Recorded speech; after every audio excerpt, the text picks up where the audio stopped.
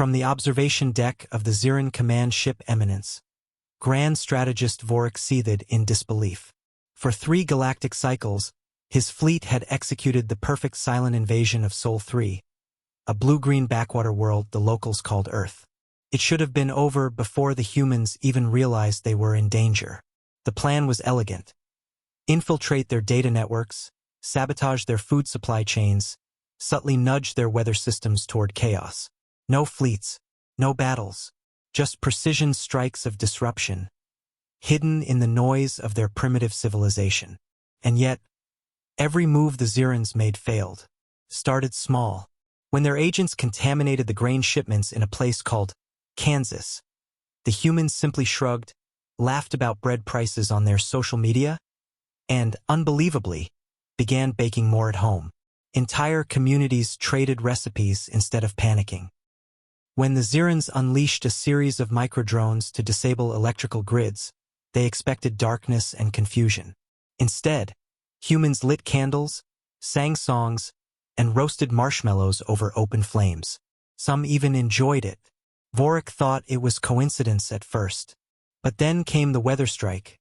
Carefully tuned atmospheric disruptions meant to flood their cities and scatter their populations.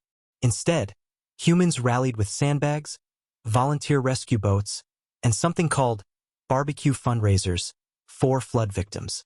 They fought nature itself with stubborn cheerfulness. Down on Earth, no one knew an alien war was unfolding.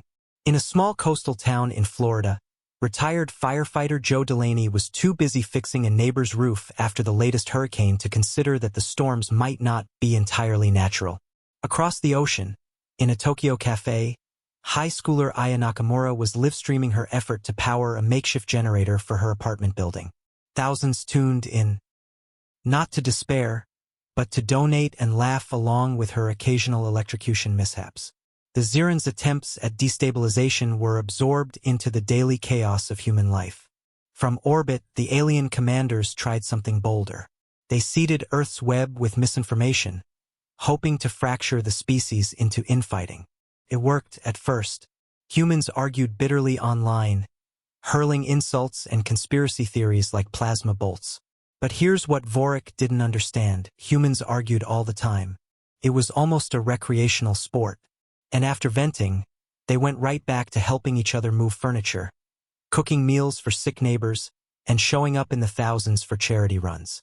The fracture healed faster than Zirins could exploit it. On the Eminence, Substrategist Corps addressed the Council. Grand Strategist, this species is resistant in ways we cannot quantify. Their infrastructure is vulnerable, their politics volatile, and yet they continue to adapt faster than we can strike. Vorik narrowed his eyes. No prey adapts this fast. They do not even know we are their enemy, and still they counter us. Kor hesitated. Perhaps, strategist, that is why they counter us. They are not fighting an enemy, they are surviving life itself. It is their default state. The final phase of the Zirin plan was desperation disguised as genius. If they could not break humanity from the shadows, they would strike openly. But only in one place, one swift attack to terrify the species into surrender. They targeted a sprawling city the locals called New York. At dawn, a Zirin stealth carrier slipped into low orbit, aiming a gravitic lance at the power grid. The weapon fired. Lights flickered across Manhattan, then went out. For a heartbeat, Vorik smiled. Victory. Then the humans celebrated. To the Zirin's shock, the people of New York emerged from buildings, talking, laughing, even dancing in the streets. Musicians appeared with guitars and drums. Street vendors cooked hot dogs over makeshift grills. Someone organized a block-wide chess tournament. The blackout became a party. 2 days later, the gravitic lance failed completely, not because humans counterattacked, but because someone on Earth had stolen one of the Zirin's disguised maintenance drones. Thinking it was a strange delivery robot, a local tinkerer named Maribel Ortiz had reprogrammed it into a beer-dispensing party bot, stripping it of its sabotage software without realizing it. The Zirin fleet retreated in silence. In the war logs of the Galactic Concord, the campaign against Earth was marked as catastrophic failure. No human leaders were aware such a war had been waged. No memorials were built, no victory speeches given. The only record humanity kept was in the form of scattered photos and videos. People grilling by candlelight, kids sailing in flooded streets, Aya's viral generator mishap, and Maribel's party robot rolling down Brooklyn avenues, dispensing beer to cheering crowds. From his private quarters, Vorik dictated the final report. Sol 3 cannot be conquered by conventional or unconventional means. Their chaos is armor. Their adaptability is weapon.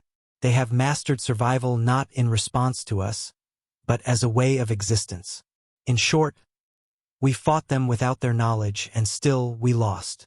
And far below, the humans of Earth, still blissfully unaware, went on living, arguing, laughing, and enduring, exactly as they always had. They had won a war they didn't even know was happening.